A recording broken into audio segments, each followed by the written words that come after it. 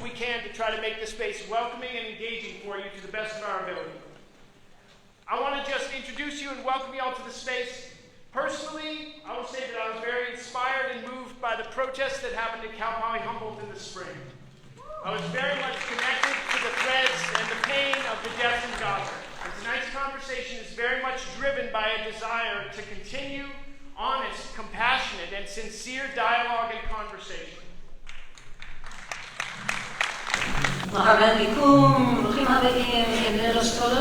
Welcome to you all. 42 years ago, I was a student at College of the Redwoods, and more recently taught at Cal Poly for 10 years. I love both schools. I'm speaking today on my own behalf. My expertise is in Jewish religious traditions. Last spring, Austin Roberts invited me to speak in his World Religions class at CR, and then we talked about organizing a community forum on the war, including the religious aspects of the long conflict. We brainstormed with Sarah Hart, Maxwell Schnurer, President Flamer gave us his support, and introduced us to Kinte Johnson. They have all been acknowledged. We worked over the summer to plan this event. Anything wrong with the event is entirely our fault. We are here in a friendly, supportive atmosphere to discuss extremely serious life and death issues. We hope these sessions strengthen our community, help us become better citizens and better humans. We want to avoid unhelpful generalizations and stereotypes. We recognize that both Palestinian and Israeli populations are diverse with deep internal divisions. I have family, friends, and colleagues in Israel and Palestine, as well as cultural and ancestral ties to the region. Both my physical DNA and my spiritual DNA are Middle Eastern. I feel the pain of this conflict in my bones. I grieve to see both Palestinians and Israelis suffering in the grip of what I consider fanatical, immoral leadership. Some years ago, I traveled to Israel and the West Bank with rabbis for human rights and met with Jewish, Palestinian, and Bedouin social justice and peace activists and bereaved families. We went to refugee camps, settlements, border checkpoints.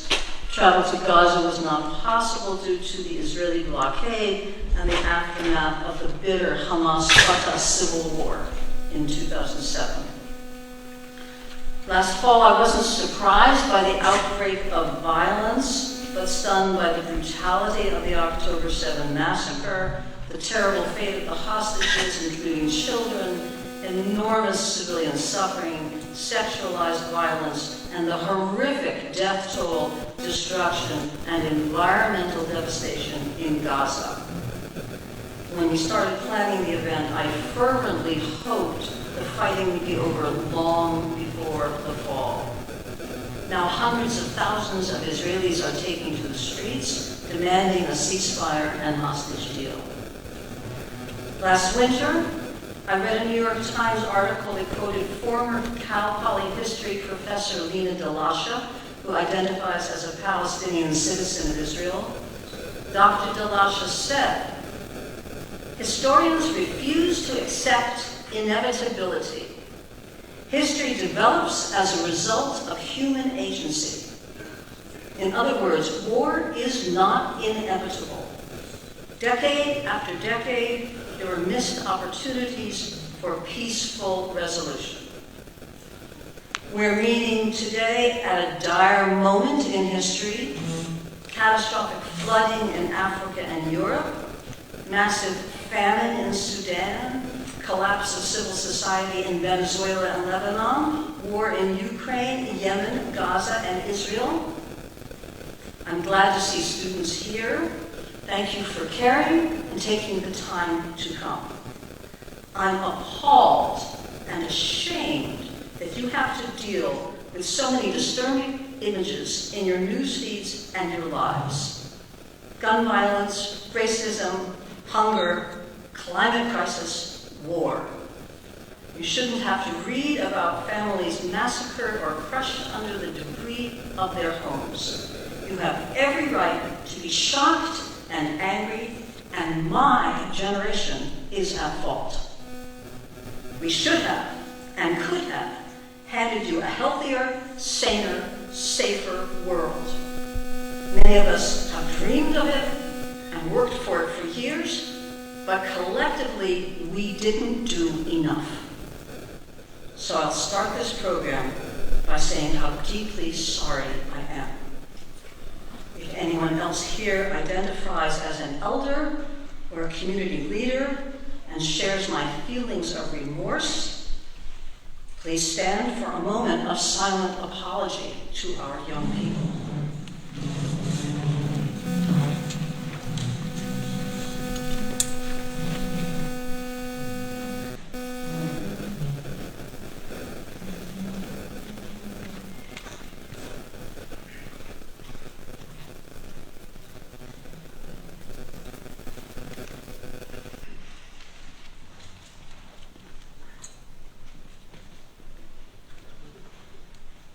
Please be seated.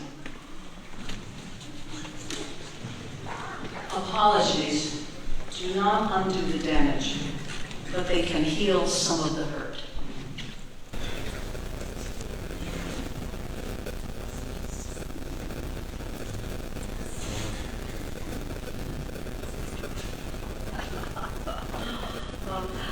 I want to add something to the discussion about genocide that I heard from Ronnie Schwartz, who is the director of, what's the right name of the institute now? The Institute for Altruistic Behavior on campus that started by our beloved Sam Oliner, a Holocaust genocide survivor.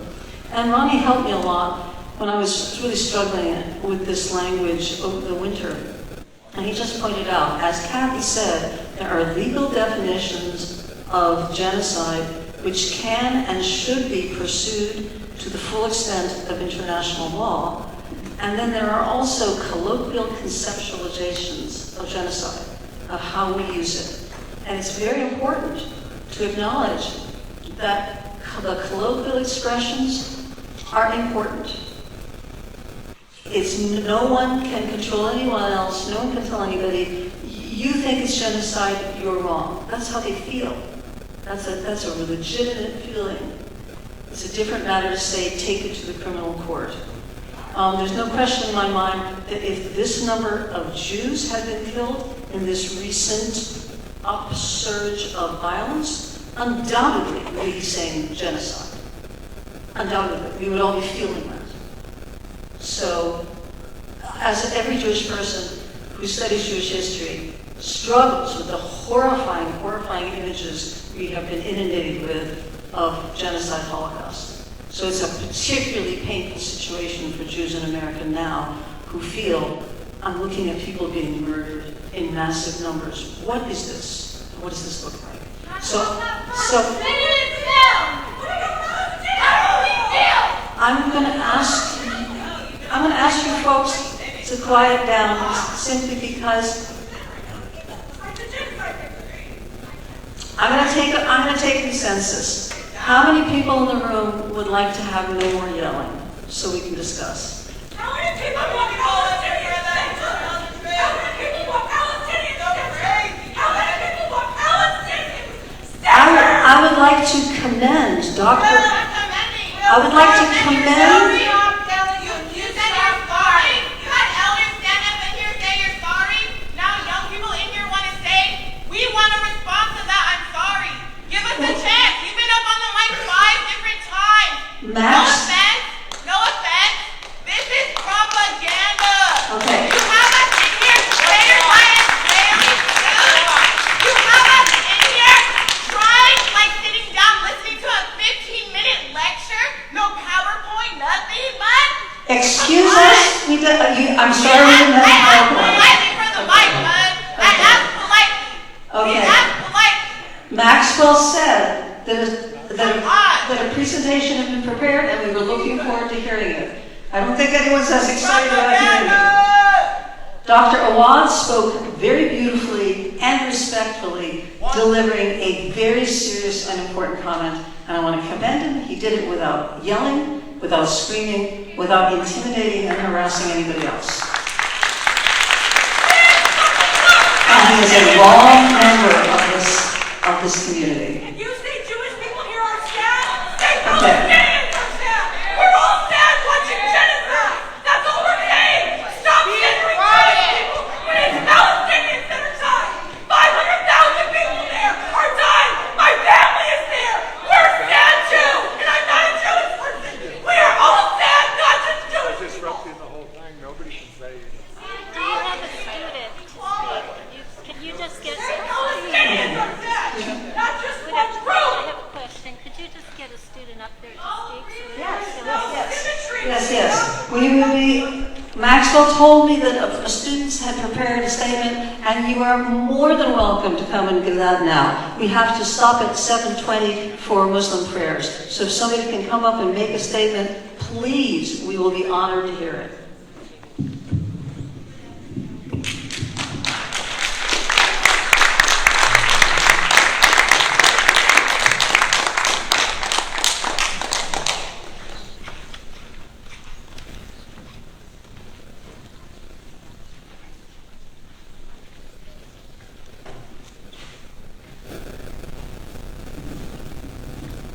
On behalf of Humble for Palestine, and not even just Humble for Palestine, the majority of Americans are horrified by what's going on. We are a community collective committed to educating the public about Palestine for nearly a year, and we expressed our deep concern and disappointment with the structure of this event. It deliberately excludes a crucial Palestinian voice by failing to invite local activists who have tirelessly organized educational and cultural events on this issue. It also disregards the expertise of Cal Poly scholars who study this topic, while neglecting the inclusion of those involved in the academic protests. Instead, the event gives a platform to individuals responsible for causing harm to students. Framing this gathering as a celebratory occasion where the ongoing genocide in Palestine is reduced to a casual conversation over food dangerously normalizes violence and erases the suffering of millions. We are appalled by the blatant disregard for the gravity of this issue and the silencing of voices that refuse to accept the normalization of this violence, of this genocide. We begin this with a quote from Palestinian American scholar Edward Said. Humanism is the only, I would go so far as saying the final, resistance we have against the inhuman practices and injustices that disfigure human history. Embody your own humanism. Recognize that this is genocide and we're paying for it. If genocide is okay to live stream, what else is it okay to do? Is it okay that we're sitting here having a conversation about the history of this region of the world when its indigenous people are being genocided, starved, and tested on for U.S. weapons? I want to share a quote from my friend in Ramallah. She says, "I'm so tired of hearing warplanes overhead and knowing they're going to Gaza. My heart is broken and cannot break more. I open Instagram and see the most horrifying images of children, and I won't let myself scroll on. If our friends and family witness these atrocities with their own eyes and they're forced to, surely we can stomach to look at them and say, I witnessed these massacres with you. Are you witnessing these massacres? You fucking witnessed these massacres. Taking them in, letting them move you. If you were, I do not believe we would be gathering like this. You would be as changed as me. Sickened at the thought of this event as a community dinner conversation centered on anything other than a plan for ending arms to Israel and a complete dismantlement of the genocidal settler state. Facts. Language matters. Much of our ethical work here is to free ourselves from the weaponization of language and ideology that convinces us that Palestinians do not deserve total freedom and liberation. Language that normalizes atrocities perpetuates the violence of these atrocities. Calling for peace without justice is violent. Calling Israel's genocidal campaign against Palestinians a conflict or a war or international events is violent. Framing genocide as something that can be looked at through multiple lenses is violent. Conflating Judaism and Zionism is violent. And centering Zionists without addressing the anti-Semitism and imperialism and violence that the Zionist project is rooted in is violent. How dare any person here call for peace without naming the occupation, the ethnic cleansing, and the genocide? Asking us to be peaceful about this is asking Palestinians to accept this violence against them, to request that they accept it quietly, to not resist ethnic cleansing, apartheid, killing, and hostage-taking for 76 years. If you are one of the many people who believe that the subjugation and dehumanization of an entire population of people equals peace in the region, then you are the ones who normalize violence in this world. Without calls for the liberation of Palestinians, we are all just settlers who cannot imagine decolonization beyond empty land acknowledgments. Commit to indigenous movements of decolonization and land back worldwide, or else stop this nonsense of claiming you care about peace, and about safety, and about the right to live. And let's not keep requiring Palestinians to audition for your empathy.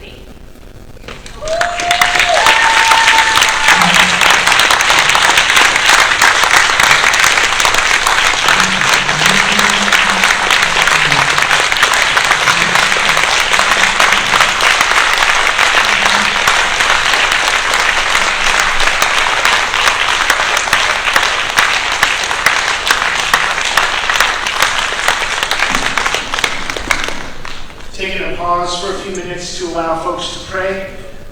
Thank you all so much. We'll check back in a few minutes.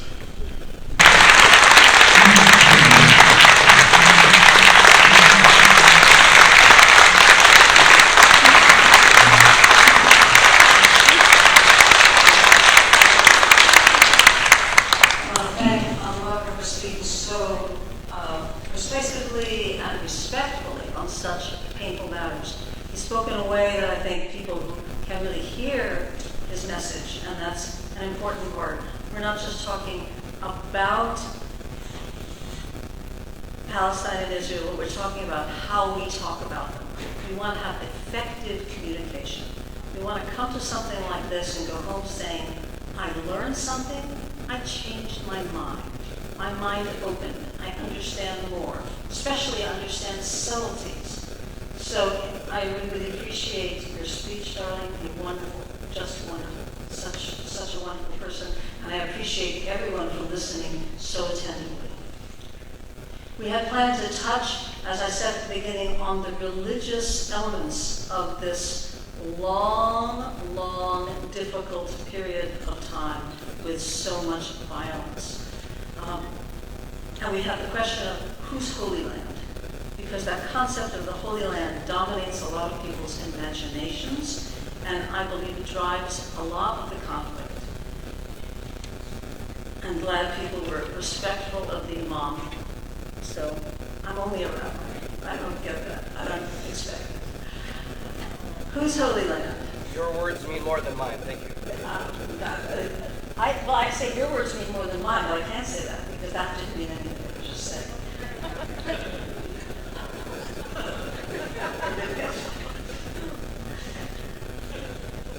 So here's my overview of Jewish views of the Holy Land that are quite diverse and very important to this conflict. 2,500 years ago, my ancestors in the tiny kingdom of Judah were crushed by the neighboring Babylonian Empire that abducted skilled workers, slaughtered the population, destroyed the Jerusalem temple. 2 generations later, some exiles returned, rebuilt the temple, which stood for hundreds of years until the Romans destroyed it and dispersed the population across the empire. An ancient poet composed a song saying, by the waters of Babylon we sat down and wept, remembering Sion. The name Sion, mispronounced Zion, referred to the highest hill in the city. For 20 centuries, Jews have mourned these tragedies, singing the famous verses I'll sing for you now. Al naharot Bavel,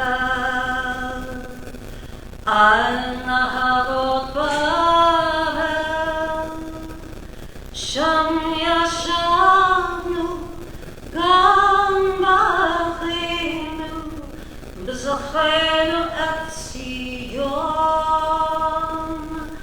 B'zachenu et Sion.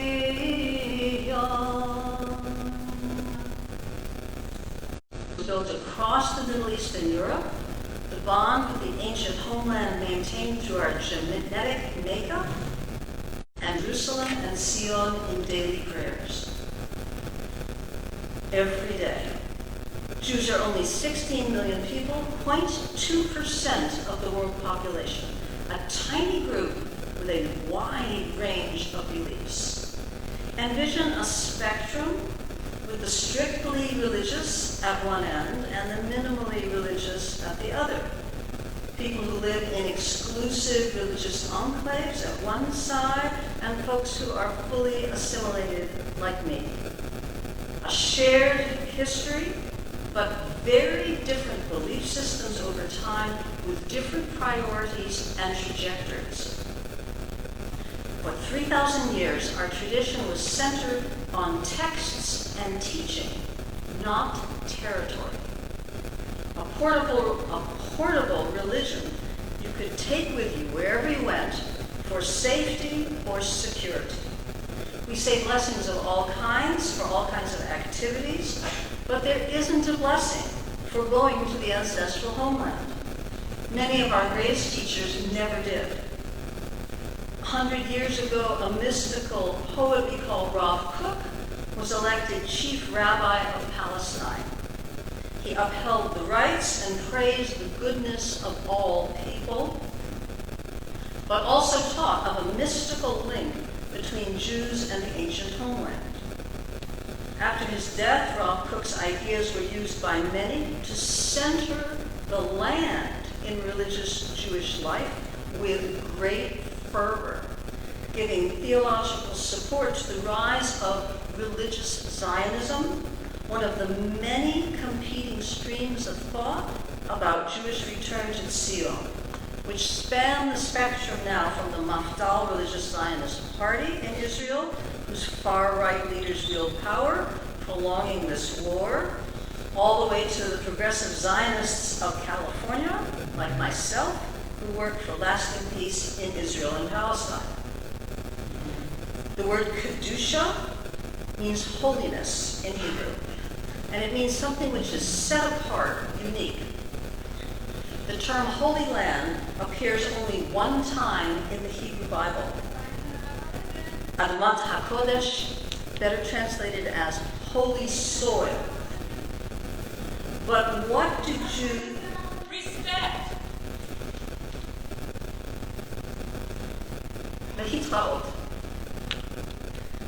So what do Jews believe about the Holy Land? Back to our spectrum. Some of us read our texts as direct communication from a creator who rules the universe and has a special connection with the characters in our Bible stories.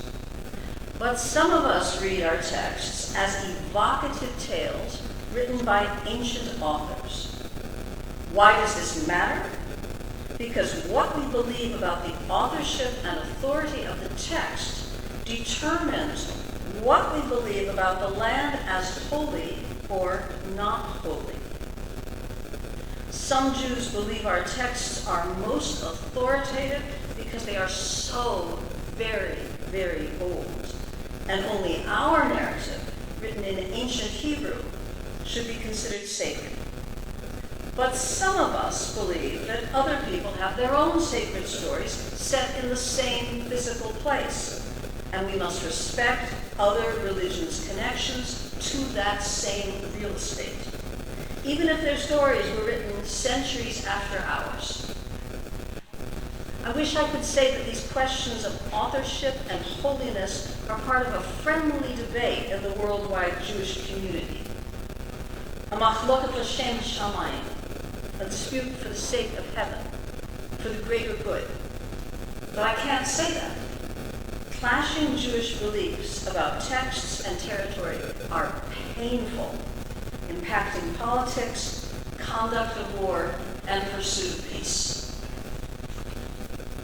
Donald Trump has said, Jerusalem is the eternal capital of the Jewish people, and many Jews agree, believing in a God who has a special relationship with our people and that city.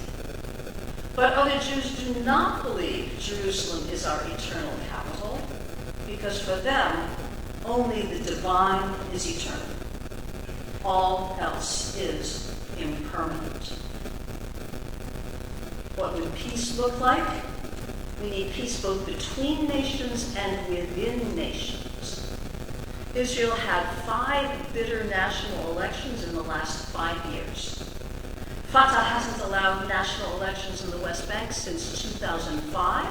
Hamas has not allowed elections in Gaza since 2006. Very good question. Please ask your friends in Hamas why they have not allowed elections. Yeah, exactly. They have not. Israel doesn't control the national elections in Gaza or in the West Bank. But Hamas and Fatah have both scheduled and then canceled elections repeatedly. So along with the legacy of European colonialism, much of this misery is caused by opposing religious belief systems, both within Palestine and within Israel, with people willing to kill or be killed to become self-anointed heroes or martyrs. Religion has wrought havoc in the world countless times, but also gives us beautiful teachings on peace. The Hebrew word shalom means not merely the absence of violent conflict, but harmonization of opposing forces. Shalom is also a greeting and a name for the divine. Across the world, the great mystery, the source of life, has so many exquisite names. I love reading about them and learning them.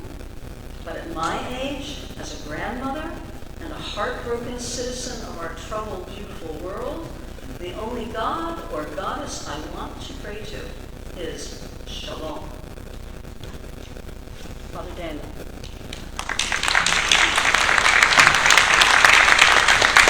I want to thank all of our speakers tonight. Please give a round of applause for everyone who's contributed to the conversation and dialogue. Honor and appreciate the contributions. Special thanks to our travelers and those folks who come in to guide us. Really wonderful. Appreciate the insights and discussion. We've planned for some time for dialogue and conversation.